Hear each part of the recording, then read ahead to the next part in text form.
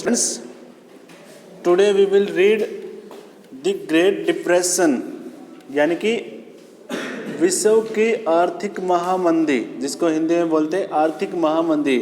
यह आर्थिक महामंदी क्या थी और ये किस चीज़ का परिणाम थी, उसके बारे में हम आज डिटेल में पढ़ेंगे। The Great Depression began around 1929 and lasted till the mid 1930। यानी कि जो ग्रेट डिप्रेशन था ना, विश्व की आर्थिक महामंदी थी, वो 1929 में स्टार्ट हुई थी और 1930 के मिड तक, यानी कि नेक्स्ट 1930 वाला जो ईयर था ना, उसके मध्यांतर तक ये चली। During this period most parts of the world experience catastrophic decline in production. और इस पीरियड में ऐसा हुआ क्या था, पूरे संसार के ज़्यादातर हिस्सों में क्या हुआ, कैटास्ट्रोफिक डिक्लाइन हुए, यानी कि बहुत ही विनाशकारी क्या हुए, डिक्लाइन का मतलब क्या हुआ, मतलब कमी आई। किस किस चीज़ में, प्रोडक्शन में, प्रोडक्शन कम हुआ, एम्प्लॉयमेंट भी, लोग बेरोजगार, वो रोजगार कम हो गए, इनकम कम हो गई, एंड ट्रेड, व्यापार भी कम हो गया। हर चीज़ में मंदी आ गई। जैसे अब आया हुआ ना, अब भी तो मंदी ही आई हुई है ना, पेंडेमिक की वजह से। ऐसे उस टाइम पे हुआ था। The exact timing and the impact of the depression varied across countries. और जो एग्जैक्ट टाइम है ना इस चीज़ का, यानी कि जो वास्तविक समय है और इफेक्ट है इसका, वो अलग अलग कंट्री में अलग अलग है। बट इन जनरल, लेकिन आम तौर पे agriculture region and community were the worst affected. लेकिन जो क्षेत्र जहाँ पे एग्रीकल्चर किया जाता है, यानी कि कृषि ज़्यादा मुख्यतः की जाती थी, and community were worst affected, वही कम्युनिटी यानी कि जो खेती करते थे ना, वो बहुत ज़्यादा प्रभावित हुए इससे, ग्रेट डिप्रेशन से। This was because the fall of agriculture prices was greater. यह है इसलिए क्योंकि एग्रीकल्चर के जो प्रोडक्ट थे ना, उनका जो प्राइस था ना, वो बहुत ज़्यादा कम हो गया, and more prolong than that of the prices of the industrial goods. और वो काफ़ी लंबे समय तक रहा, यानी कि आर्थिक जो एग्रीकल्चर प्रोडक्ट थे, यानी कि कृषि के द्वारा बना कृषि प्रोडक्ट थे ना, वो सस्ते रहे काफ़ी लंबे समय तक। इंडस्ट्रियल गुड्स थी ना, जो फैक्ट्रियों में बनने वाले, उद्योगों में बनने वाली चीज़ें थी, वो तो कुछ टाइम के लिए तो रही मंदी, लेकिन बाद में फिर वो रिकवर कर गई। लेकिन एग्रीकल्चर वाला जो सेक्टर था ना, उसमें मंदी काफ़ी ज़्यादा रही। The depression was caused by the combination of several factors. लेकिन जो ये जो डिप्रेशन था ना, इसके कारण है ना कई सारे फैक्टर थे, एक नहीं था, कई सारे कारण थे। We have already seen how fragile the post war world economy was. हमें पहले ही पता है, अब जो हमने अब पढ़ा था, पोस्ट वॉर जो इकोनॉमी थी वर्ल्ड की, वो कितनी ज़्यादा फ्रेजाइल यानी कि नाजुक थी। फ्रेजाइल का मीनिंग होता है नाजुक, मतलब फ्रेजाइल ऐसी चीज़ होती है जिसको आसानी से तोड़ दें। तो इकोनॉमी ऐसी ही थी पोस्ट वॉर के बाद, फर्स्ट वर्ल्ड वॉर के बाद। First, agricultural over production remain a problem. पहला तो ये हो गया कि जो एग्रीकल्चर प्रोडक्शन था ना, वो बहुत ज़्यादा क्या हो गया, एक प्रॉब्लम बन गया, ज़्यादा प्रोडक्शन भी प्रॉब्लम बन गया एग्रीकल्चर का। This was made worse by the falling agricultural price. और इसका परिणाम यही हुआ कि और भी ज़्यादा बुरा हालत तब हो गए कि उनके प्राइसेस डाउन हो गए एग्रीकल्चर प्रोडक्ट के। एग्रीकल्चर प्रोडक्शन ओवर हो गया, उसके प्राइस भी डाउन हो गए। As prices slumped and agricultural income decline. जैसे कि प्राइसेस नीचे हुए, कम हुए, ऐसे ही एग्रीकल्चर में क्या हो गया, इनकम भी डिक्लाइन हो गई, यानी कि किसानों की आय भी कम हो गई। Farmer try to expand production. किसान तो क्या सोचता है, जब भी उसकी मंदी आती है तो वो क्या सोचता है, ज़्यादा से ज़्यादा प्रोडक्शन करे, ज़्यादा प्रोडक्शन, ज़्यादा उन्नत होगी या उसकी खेती ज़्यादा होगी तभी तो किसान को कुछ मिलता है। किसान तो यही सोचेगा प्रोडक्शन ज़्यादा बढ़ाया जाए। अब हम यहाँ पे यही तो यूज करते हैं, HYV सीड्स वगैरह क्यों यूज करते हैं किसान, ज़्यादा से ज़्यादा उत्पादन हो। किसान तो अपनी आय, किसान की आय का सोर्स ही क्या है, उसका प्रोडक्ट ही तो है। प्रोडक्ट का ज़्यादा से ज़्यादा उत्पादन करने की कोशिश कर रहे थे वो। And bring a larger volume of produce, जिससे कि काफ़ी ज़्यादा मात्रा में वो प्रोडक्शन को, यानी कि अपने प्रोडक्ट को वहाँ पे ले आए to the market to maintain their overall income, जिससे कि वो अपनी इनकम को बना के रखे। ठीक है, this worsen the glut in the market. लेकिन इसने तो ना मार्केट को और भी ज़्यादा वर्स कर दिया। ग्लट का मतलब होता है बहुत मात्रा में चीज़ें आ जाना, यानी कि जो प्रोडक्शन था ना, कृषि प्रोडक्ट थे वो बहुत ज़्यादा आ गए मार्केट में। ठीक है, किसानों ने प्रोडक्शन किस लिए बढ़ाया? ताकि वो अपनी इनकम को मेंटेन करके रखे, क्योंकि मंदी आई हुई है ना, तो मार्केट में बहुत ज़्यादा कृषि प्रोडक्ट आ गया। ठीक है, ग्लट का मतलब होता है बहुत ज़्यादा आ जाना। And pushing down prices even further, और ज़्यादा प्रोडक्ट आने के बाद फिर वही है, मार्केट वाले तो क्या करते हैं, ज़्यादा प्रोडक्ट आते तो क्या करते हैं, रेट डाउन कर देते ना, तो उससे उनके रेट और भी डाउन हो गए। This was farm produce rotted for a lack of buyers, और अब जो फार्म प्रोडक्ट थे ना वो सड़ने लगे। रोटेड का मतलब मंडियों में पड़े पड़े सड़ने लगे अनाज, क्योंकि बायर्स ही नहीं थे, उनको खरीदने वाले ही नहीं थे। पहले तो बिजनेसमैन ले लेते थे ना, इंडस्ट्रियलिस्ट ले लेते थे, लेकिन आर्थिक महामंदी आई हुई है तो कृषि प्रोडक्शन में बहुत ज़्यादा क्या हुआ, इसके ऊपर इफेक्ट पड़ा ग्रेट डिप्रेशन का। Second, in the mid 1920s, दूसरा क्या कारण था? एक तो था कृषि प्रोडक्शन, कृषि प्रोडक्ट का ओवर प्रोडक्शन। दूसरा क्या था? इन द मिड 1920s, वहीं 1920 के मध्य में many country finance their investment through loans from the USA, बहुत सारे देशों ने है ना पैसे फाइनेंस कर रखे थे, यानी कि उधार में ले रखे थे। किससे? यूएसए से। ये आपको पता ही है, फर्स्ट वर्ल्ड वॉर से ही लेने लगे थे। While it was often extremely easy to raise loan in the USA, हालांकि यह उनके लिए इजी था कि यूएसए से लोन उठाना, पैसे उठाना।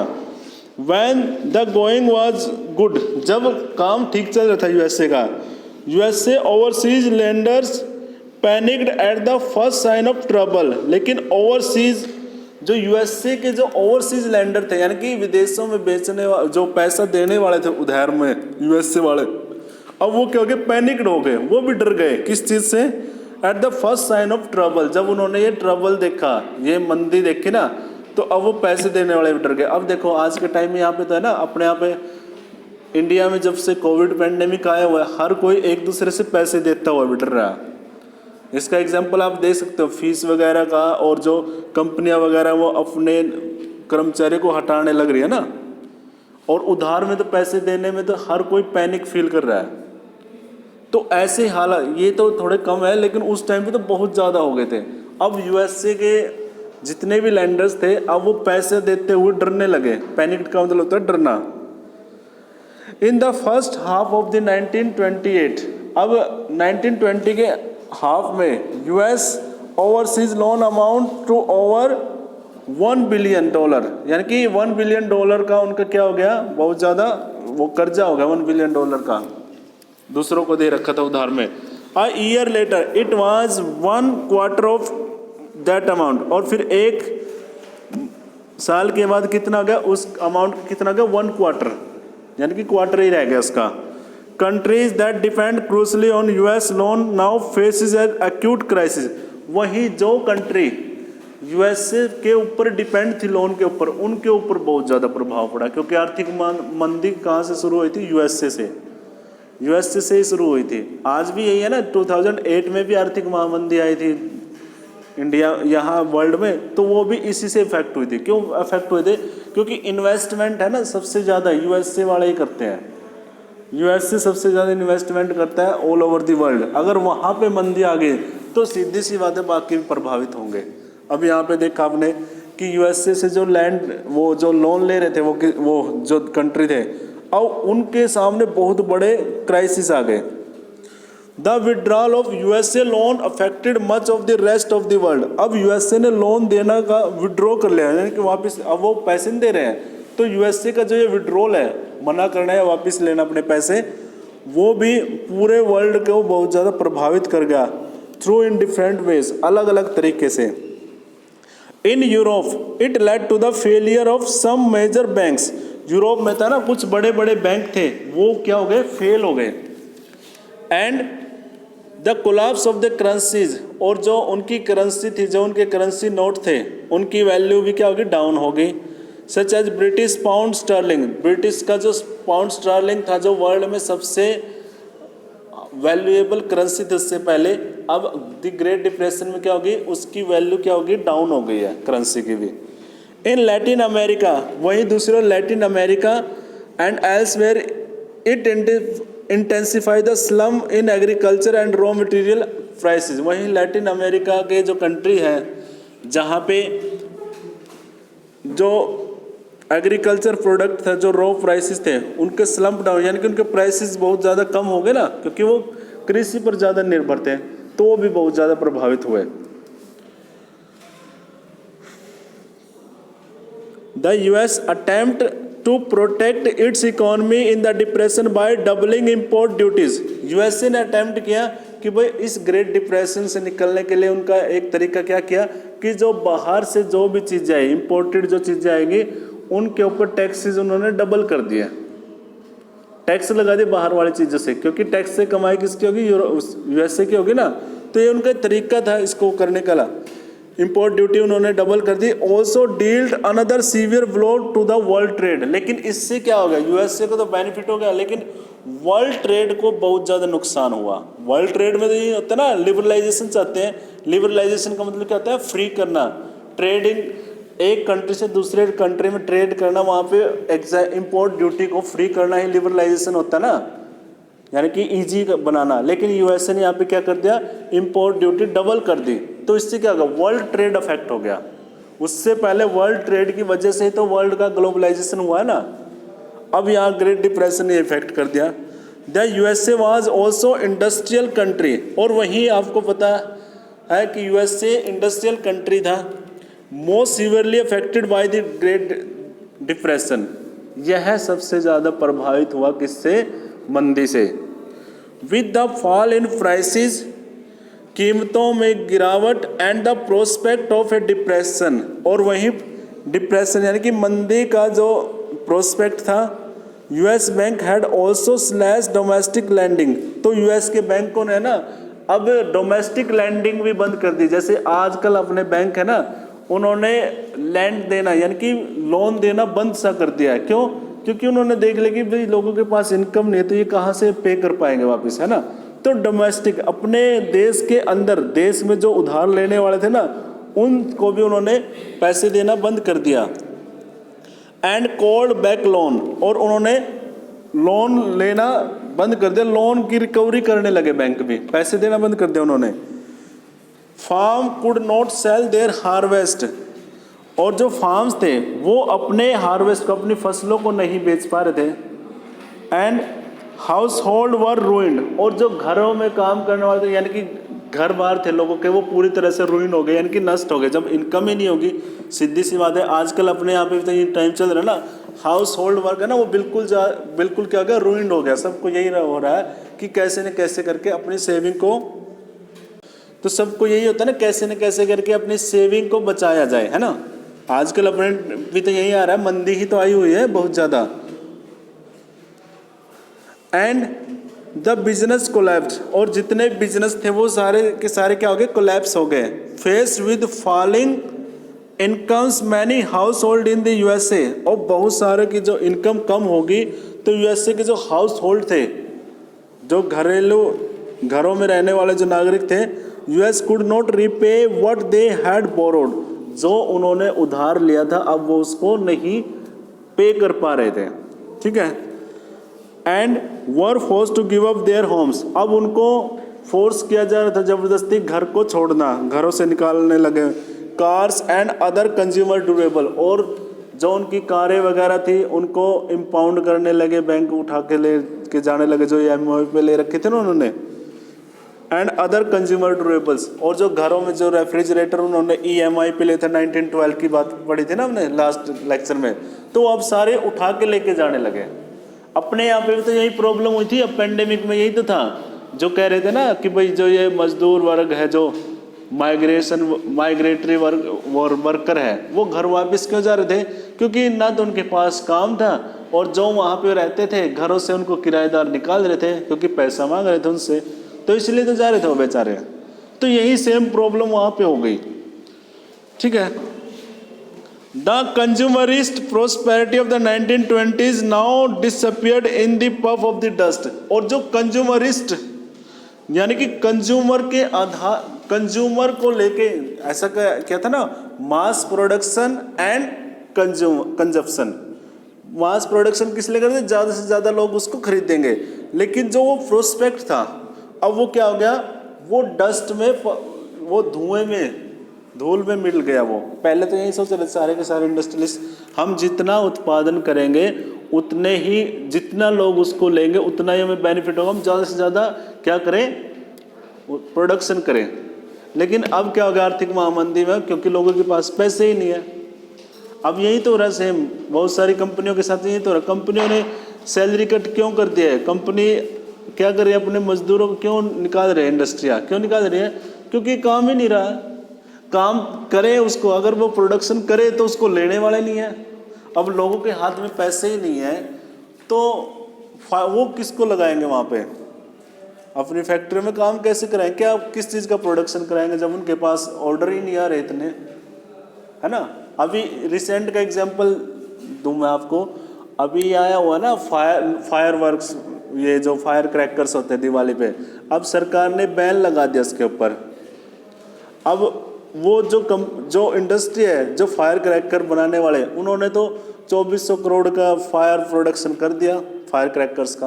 अब वो कह रहे हैं कि सर हमारा कंपनसेशन दो, फिर या तो इसको बैन ना करो या हमारा कंपनसेशन दो। हमने तो प्रोडक्शन कर लिया, तो पहले ही बताना था ना। अगर उनको पहले पता होता, अगर उनके सामने एक क्रिस्टल क्लियर होता प्रोस्पेक्ट कि भाई दिवाली में फायर क्रैकर्स को बैन करेगी सरकार, तो प्रोडक्शन ही नहीं करते। अब वो प्रोडक्शन नहीं भी करे, चलो बिल्कुल बैन भी लगा दे, तो उन इंडस्ट्री में जो लगे हुए मजदूर हैं वो कहाँ जाएंगे। सीधी सी बात है ना, कोई काम करेगा उसके हाथ में इनकम आएगी, इनकम से ही तो मार्केट से कुछ खरीदेगा, तो फिर मार्केट में मंदी नहीं आएगी क्या। अब यही तो हो रहा है ना, लोगों के रोजगार छीन रहे हैं, यही तो हो रहा है ना। आप इसका एग्जाम्पल यहाँ पे भी ले सकते हो कि स्कूल में जो पहले फीस का पता भी नहीं लगता था, अब फीस देने के लिए भी लोग कई बार सोचते हैं ना। टीचर्स भी फोन कॉल करते, स्कूल वाले बोलते तब जा, क्योंकि वही बात है ना, लोगों के हाथ में इनकम नहीं है। दिक्कत यहाँ पे आई हुई है, इनकम क्यों नहीं है, उनके रोजगार नहीं चल रहे। वहाँ पे रोजगार क्यों नहीं चल रहे, वहाँ पे मार्केट ही नहीं चल रही, मार्केट में मंदी आई हुई है, ये दिक्कत है। यही सेम प्रॉब्लम वहाँ उस टाइम पे यूएसए में हुई थी, ठीक है। एज अनएम्प्लॉयमेंट सोड, जैसे कि वहाँ पे अनएम्प्लॉयमेंट, बेरोजगारी बहुत ज़्यादा बढ़ गई थी। People trudge along distances looking for any work, और लोग है ना काफ़ी दूरी तक पैदल पैदल चलते रहते थे, किस चीज़ के लिए, काम की तलाश में। जैसे आपने माइग्रेट वर्कर को देखा होगा, है ना, कैसे आए बेचारे बॉम्बे से, कहाँ बिहार और कहाँ बॉम्बे, कुछ पैदल आए, लिफ्ट लेके आए, है ना। एंड दे कुड फाइंड, किस चीज़ के लिए, कि उनको काम मिल जाए वहाँ पे। Ultimately the US banking system itself collapse, और अंत में फिर क्या हुआ, यूएसए का जो बैंकिंग सिस्टम था ना, वो अपने आप ही धराशायी हो गया पूरी तरह से। अनेबल टू रिकवर इन्वेस्टमेंट, अब इन्वेस्टमेंट रिकवर नहीं कर पा रहे थे, कलेक्ट लोन भी नहीं कलेक्ट कर पा रहे थे, एंड रिपे डिपॉजिटर, और डिपॉजिटर रिपे नहीं कर पा रहे थे। थाउजेंड्स ऑफ बैंक वेंट बैंकरप्ट्स, और बहुत सारे बैंक क्या हो गए, दिवालिया हो गए वहाँ पे। And were forced to close, और कुछ को बंद करना पड़ा। The number are phenomenal, by 1933 over 4000 bank had close. देखो 1933 तक आते आते यूएसए में 4000 से ज़्यादा बैंक क्या हो गए, क्लोज हो गए। Between 1929 to 1932 about 1,10,000 companies had collapse, 1,10,000 company बंद हो गई। By 1935 the modest economic recovery was under way in the most industrial country. तो वहाँ पे मोडेस्ट इकोनॉमी, यानी कि बीच का रहा इकोनॉमी, ना तो ज़्यादा ग्रो कर पाई ना ही ज़्यादा लो, मतलब मोडेस्ट रही, मतलब देख देख के काम करने वाली रही। But the great depressions wider effect on the society, लेकिन इस ग्रेट डिप्रेशन का ना इफेक्ट समाज के ऊपर बहुत ज़्यादा पड़ा, पॉलिटिक्स के ऊपर भी एंड इंटरनेशनल रिलेशन के ऊपर भी, और अंतर्राष्ट्रीय संबंधों के ऊपर भी। And on the people's mind prove more enduring, और लोगों के ऊपर तो बहुत ज़्यादा प्रभाव पड़ा, लोगों के दिमाग के ऊपर। इसका एग्जांपल आप ये ले सकते हो। पॉलिटिक्स में क्या हुआ था, इस ग्रेट डिप्रेशन की वजह से ही जर्मनी में हिटलर जो डिक्टेटर तानाशाह बना था, उसका राइज अप हुआ। पॉलिटिकल इफेक्ट तो ये हुआ, और कंट्री के रिलेशन में क्या हो कि हर कंट्री का रिलेशन टूट गया। अब जैसे हर कंट्री एक दूसरे के साथ जुड़ गया था ना, ग्लोबलाइज हो गया था, वो टूट गया। ठीक है, ये था हमारा ग्रेट डिप्रेशन। कल करेंगे हम India and the Great depression, India के ऊपर इसका क्या प्रभाव पड़ा।